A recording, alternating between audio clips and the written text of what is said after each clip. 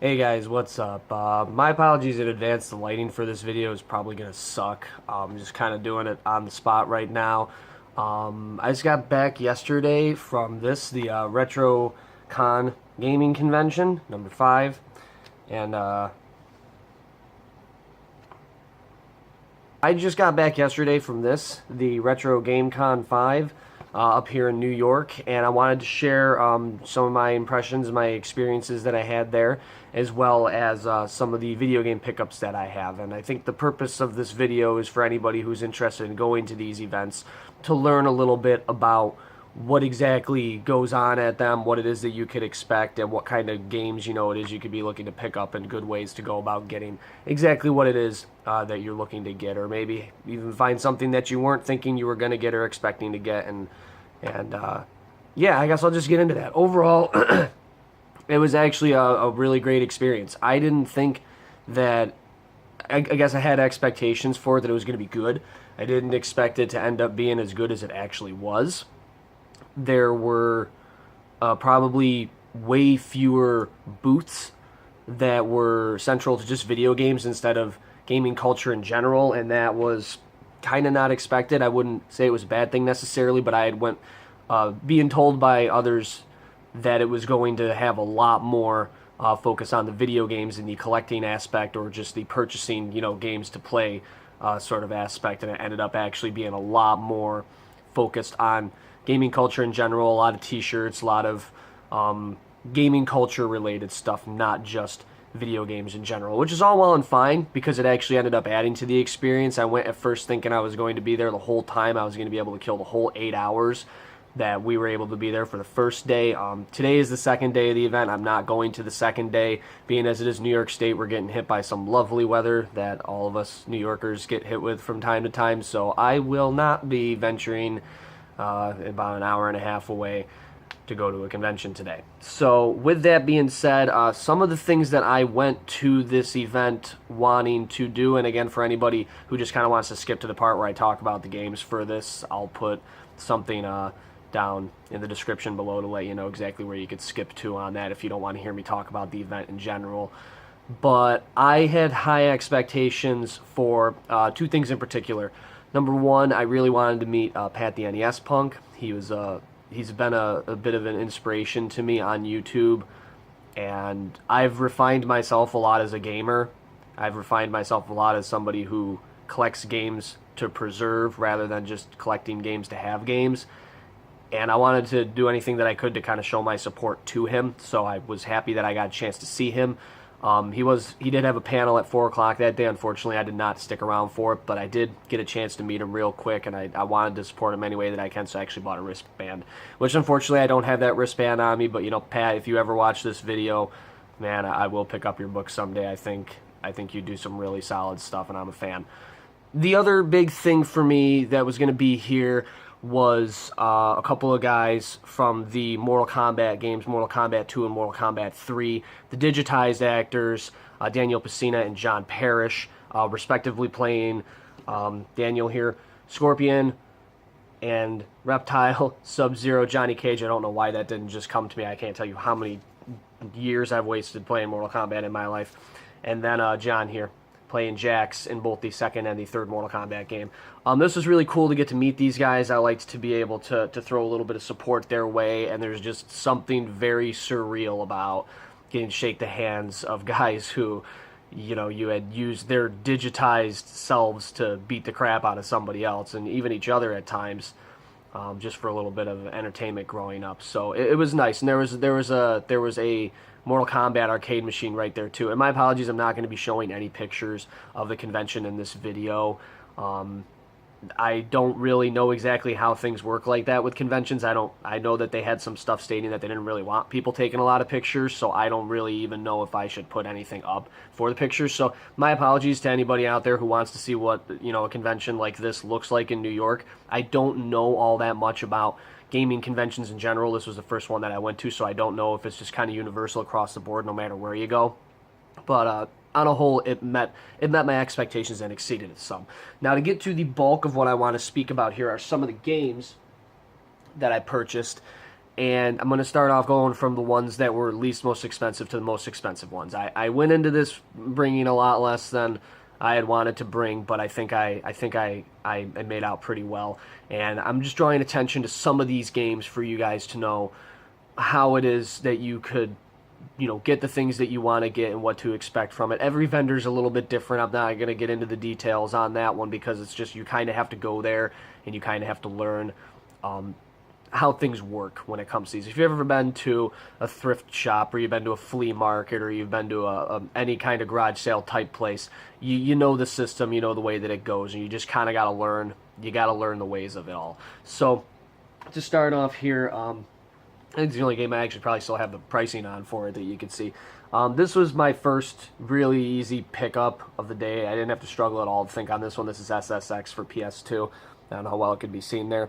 This game is a $3 game, and that's about what I paid for it, and it's one of the best snowboarding games out there, so I don't really think I need to sit there and talk about SSX a lot. I think people are pretty well aware of what SSX is for a video game, but it's a really good one, and I didn't have to struggle to throw down any cash for it. So the next one here, this is probably where I gravitated price-wise for most of the games that I purchased, and again, I do apologize for the lighting, because I'm pretty sure it's going to shine off of a few of these, but Mortal Kombat 3 for the Genesis. I got the Genesis version because I grew up with a Genesis. I'm a Genesis kid.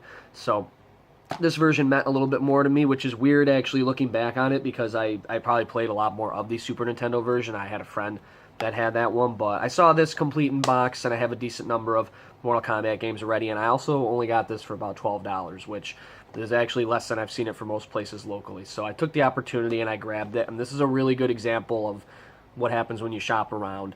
Even though you really are only saving yourself about $4 or $5, that's $4 or $5 you could use to go buy a SSX. So it definitely can pay off to be a little bit frugal from time to time with how you spend. This was my first repurchase that I had came across. I owned this game in the past. Sad to say that right before I got ready to beat it, it stopped working on me. So it was nice to be able to spend about the same amount of money. I think I spent $12 on this as well and repurchase this game. I think this might honestly actually be the third time that I've purchased it. And this time I plan on it being in my collection for good and not going anywhere. I don't think Shadow of the Colossus needs any explanation. I'll probably do a PS2 video a little bit in the future of the PS2 games I own, and maybe I'll focus a little bit more on why something like this is a game you should have in your collection. Excuse me. And then my other repurchase was this, and the case is not the focus on this one here. I owned this game before. Again, I said it was a repurchase. I don't know what happened to the disc. I had a tendency to lend a lot of games out back in the day, and I think this might have been one of them that I gave to somebody and they just never gave back to me because it's an Elder Scrolls game. And I have another case that is in perfect condition with a manual that's in perfect condition, and I really just needed the game.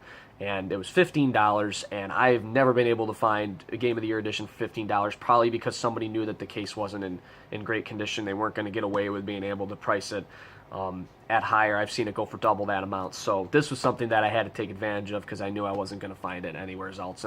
And this is a good example, another good example of where you can really thrive at these places. If you're looking for replacements of things, manuals, just the discs, unfortunately, you're probably not going to find a lot of just cases. That was something that was really sorely lacking, with the exception of, I think, maybe one other game that they could get away with just selling the case of. But on a whole, if you're looking to replace things or you're looking to, you don't have a complete version of something, these conventions are a good place to try and find that. And worst case scenario, you could talk to some vendors and they might even be able to tell you that they have something in storage somewhere else, because a lot of them, to be honest, don't like to leave with anything when they go to these places. They want to dump everything. I don't know that they do. I'm going to guess they probably don't, and I'm probably missing out going back up today, but again, just weather is weather up here. So this is Daytona USA. I really don't think I have to explain this game to too many people. If you're watching this video, you're probably pretty well aware of what it is. So Daytona USA, $15, was one of two Sega Saturn purchases that I made for the day.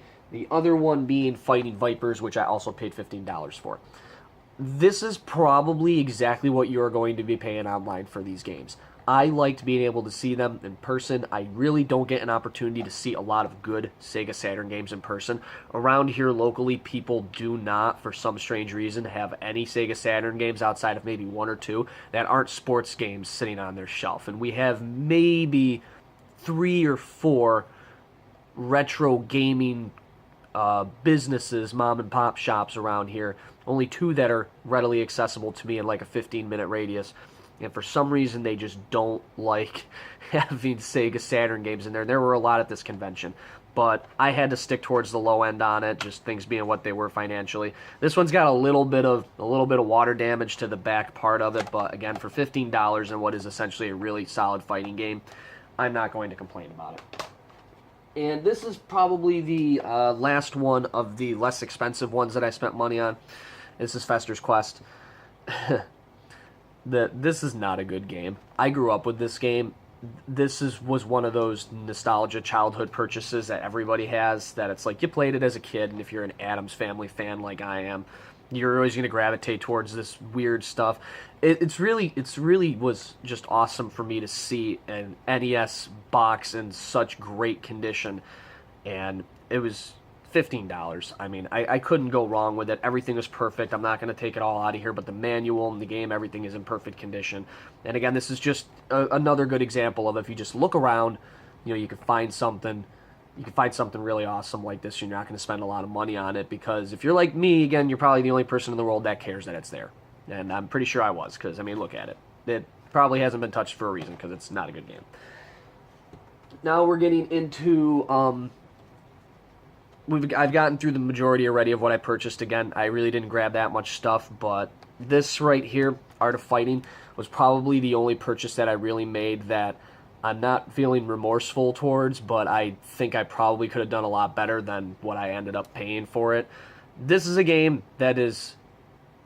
It's an SNK game on Super Nintendo, Art of Fighting.